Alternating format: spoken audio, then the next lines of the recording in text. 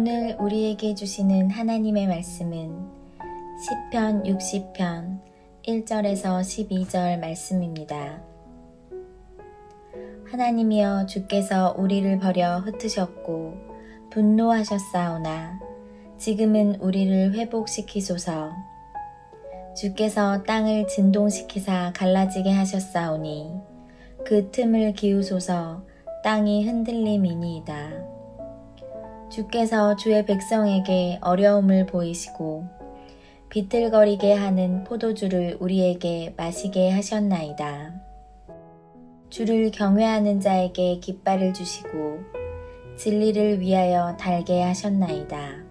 주께서 사랑하시는 자를 건지시기 위하여 주의 오른손으로 구원하시고 응답하소서.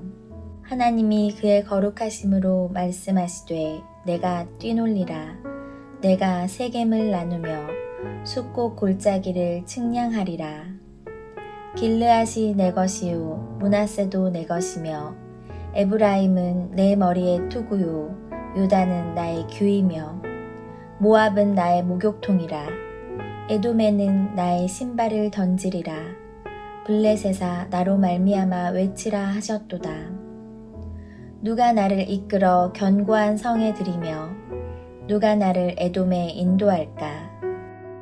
하나님이여, 주께서 우리를 버리지 아니하셨나이까? 하나님이여, 주께서 우리 군대와 함께 나아가지 아니하시나이다. 우리를 도와 대적을 치게 하소서. 사람의 구원은 헛됨이니이다. 우리가 하나님을 의지하고 용감하게 행하리니 그는 우리의 대적을 밟으실 이심이로다.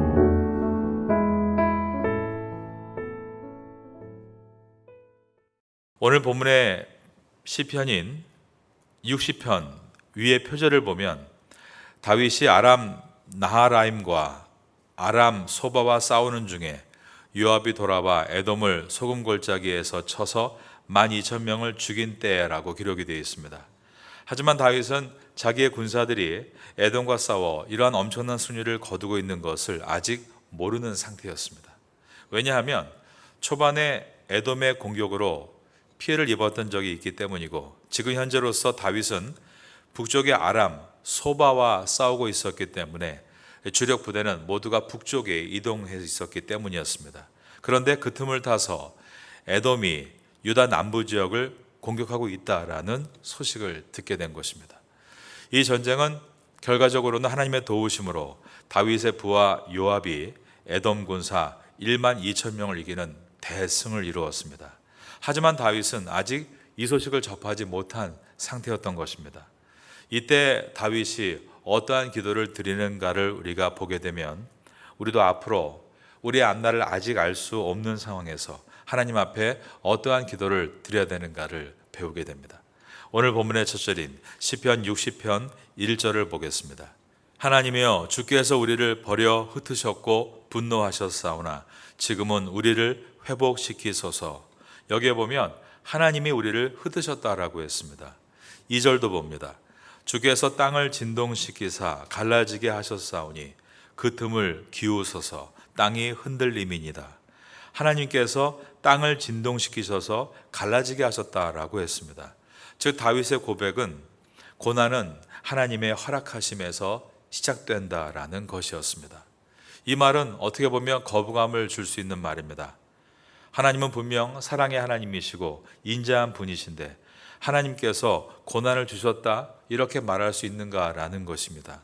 하지만 사랑의 영역을 확대한다면 그 사랑은 아무런 고난이 없는 것을 말하는 것은 아니라는 것입니다. 고난은 하나님께서 사랑하시는 백성을 그분의 길로 인도하는 방법 중에 하나일 수 있다는 것입니다. 하나님은 나단 선지자를 통해서 다윗에게 이러한 말씀을 하셨던 일이 있습니다. 나는 그에게 아버지가 되고 그는 내게 아들이 되리니 그가 만일 죄를 범하면 내가 사람의 매와 인생의 채찍으로 징계하려니와. 사무엘하 7장 14절에 기록된 말씀이었습니다. 고난은 하나님의 백성이 하나님의 백성답게 살아갈 수 있도록 이끄는 하나님의 하나의 방편이 될 수 있다는 것을 우리가 생각해야 하는 것입니다. 그러므로 우리는 우리가 고난을 당할 때 그 고난의 원인을 먼저 생각해 보아야 합니다. 나의 잘못으로 인해 일어난 고난인가를 생각해 보아야 하는 것입니다. 우리가 당하는 고난이 우리가 악을 행한 결과인가, 아니면 하나님의 선을 행하려다가 당하는 의의 고난인가를 생각해야 하는 것입니다. 베드로전서 2장 19절과 20절에 이렇게 말씀합니다. 부당하게 고난을 받아도 하나님을 생각함으로 슬픔을 참으면 아름다우나, 즉 의인의 고난은 아름답다는 것이죠. 이어지는 말씀은 죄가 있어 매를 맞고 참으면 무슨 칭찬이 있으리요. 그러나 선을 행함으로 고난을 받고 참으면 이는 하나님 앞에 아름다우니라. 이와 같이 의의 길을 걷기 위해 좁은 십자가의 길을 가다가 얻는 의의 고난도 있지만, 내가 죄를 지어서 죄의 결과로 나타나는 고난도 있다라고 말씀한 것입니다. 내가 악을 행했다면 먼저 회개의 간구를 드려야 하는 것입니다. 그리고 내가 선을 행하다가 당하는 고난이라면 이것은 나를 연단시키는 고난이라는 것을 생각해야 하는 것입니다. 욥은 자신이 당한 고난에 대해서 계속 그 원인을 짚어보았습니다. 그때 3명의 친구들이 찾아와서 욥에게 너의 죄로 인한 하나님의 심판이라고 했습니다. 그러나 욥은 아무리 생각해도 자신의 죄로 인해서 받는 심판인 것을 인정할 수가 없었던 것입니다. 왜냐하면 그는 의로운 길을 걷고 있었기 때문입니다. 그래서 이것을 놓고 깊은 기도를 드리게 되는데, 그는 기도 가운데 점점 깨닫게 되었습니다. 인생에 닥치는 고난에는 하나님의 연단을 위한 고난도 있다라는 것을 말입니다. 그래서 다윗은 다음과 같은 고백을 했습니다. 그러나 내가 가는 길을 그가 아시나니 그가 나를 단련하신 후에는 내가 순금같이 되어 나오리라. 욥기서 23장 10절에 기록된 말씀입니다. 여러분도 여러분의 고난을 생각하실 때 죄로 인한 결과라면 이 밤에 간절한 회개를 주 앞에 드리시기를 바랍니다. 그리고 연단을 위한 하나님의 시험이라고 여겨진다면 잘 이길 수 있도록 능력과 지혜를 구하는 이 밤 될 수 있기를 예수님의 이름으로 축원합니다. 고난의 시간은 하나님의 주권을 인정하는 시간이라고 말할 수 있습니다.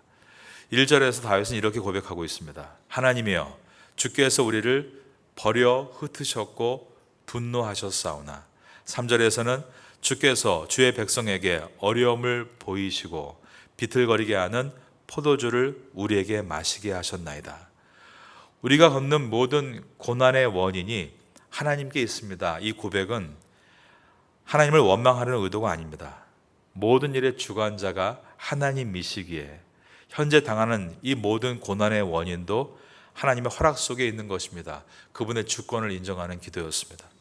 한마디로 세상에 일어나고 있는 모든 역사의 일들은 그 주관자가 하나님이시기에 지금 우리가 겪고 있는 이 모든 것들도 하나님이 주권을 가지고 계십니다라는 고백이었습니다.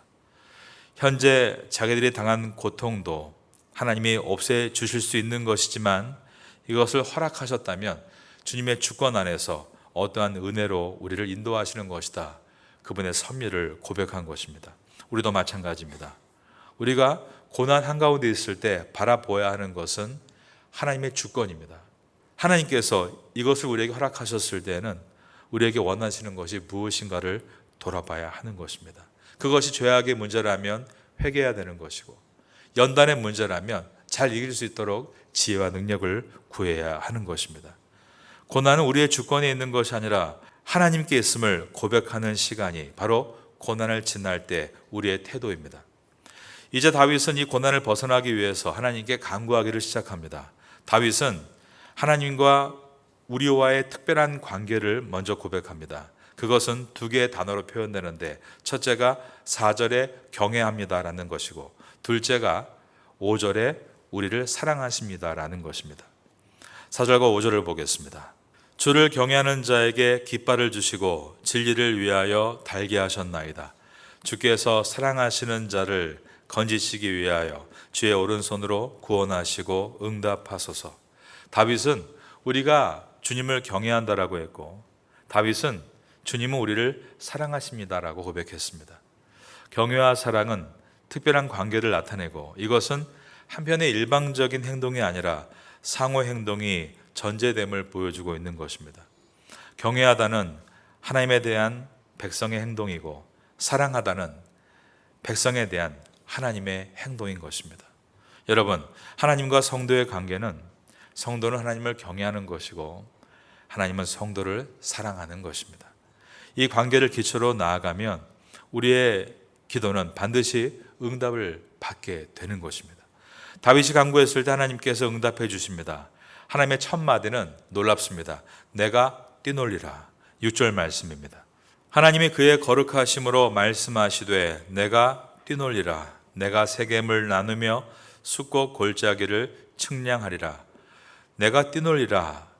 이것은 주로 승리했을 때 기뻐하는 모습을 묘사합니다. 즉 하나님께서 이 전쟁에 승리를 주시겠다는 약속입니다. 여러 지명을 말씀하셨습니다. 가장 먼저 언급된 세겜은 에브라임 지파의 땅으로서 초기 북이스라엘의 수도였었죠. 아브라함이 가나안 땅에 들어오면서 가장 먼저 하나님의 음성을 듣고 약속을 받은 땅이 바로 이 세겜 땅이었습니다. 창세기 12장의 말씀입니다.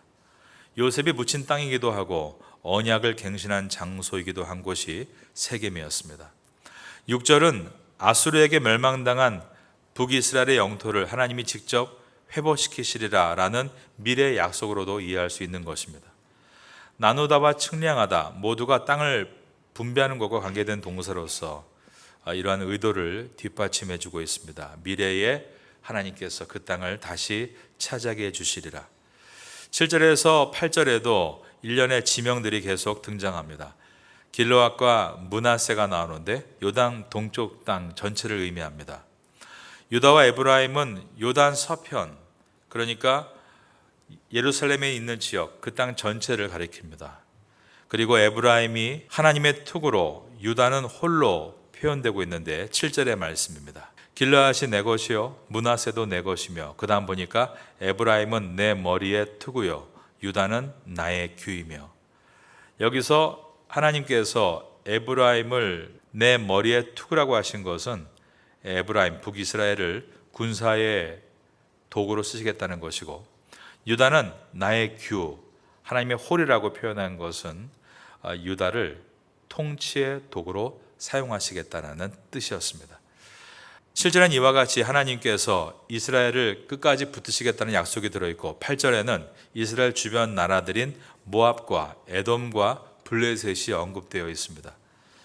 8절에 보니까 모압은 나의 목욕통이라, 에돔에는 나의 신발을 던지리라, 블레셋아 나로 말미암아 외치라 하는 말씀은 하나님이 이 나라를 모두 정복하셨다라는 것을 의미합니다.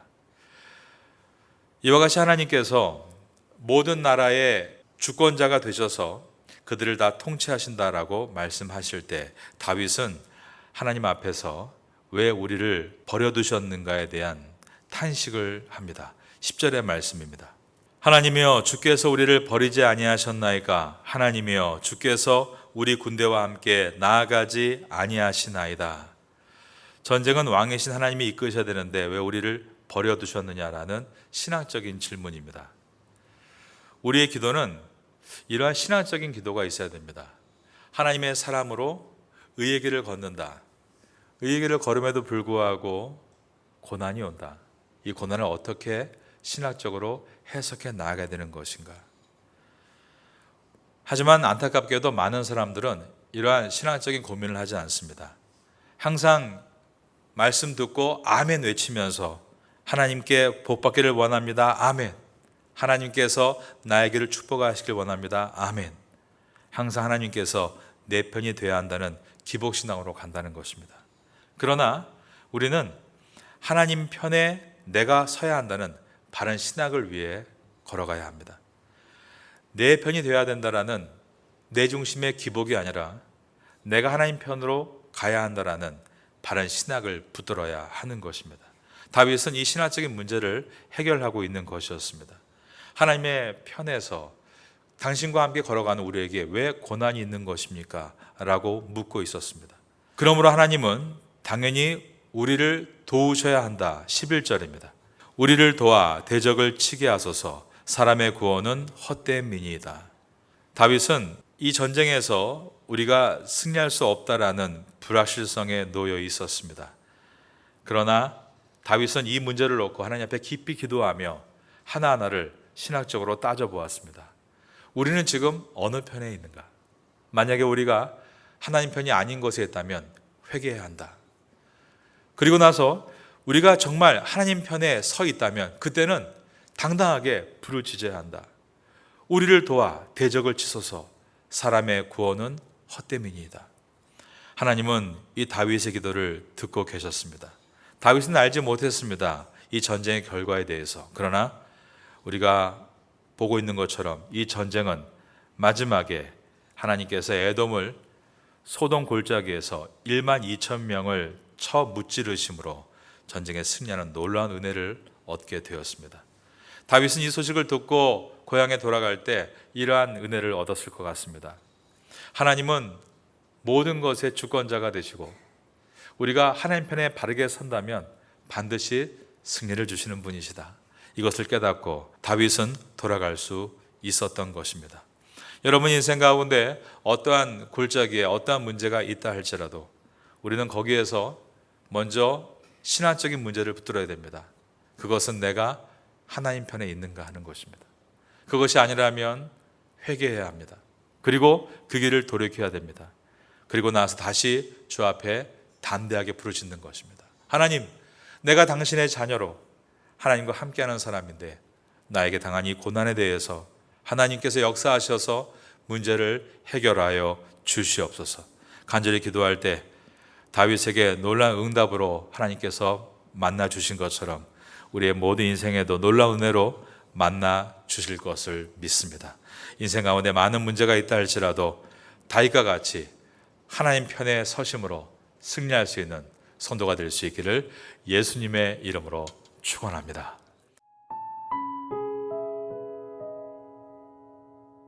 지금은 함께 기도하는 시간입니다.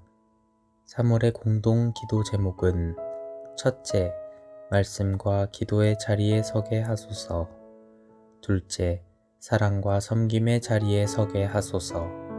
셋째, 고난주간 말씀 사경회를 잘 준비하게 하소서.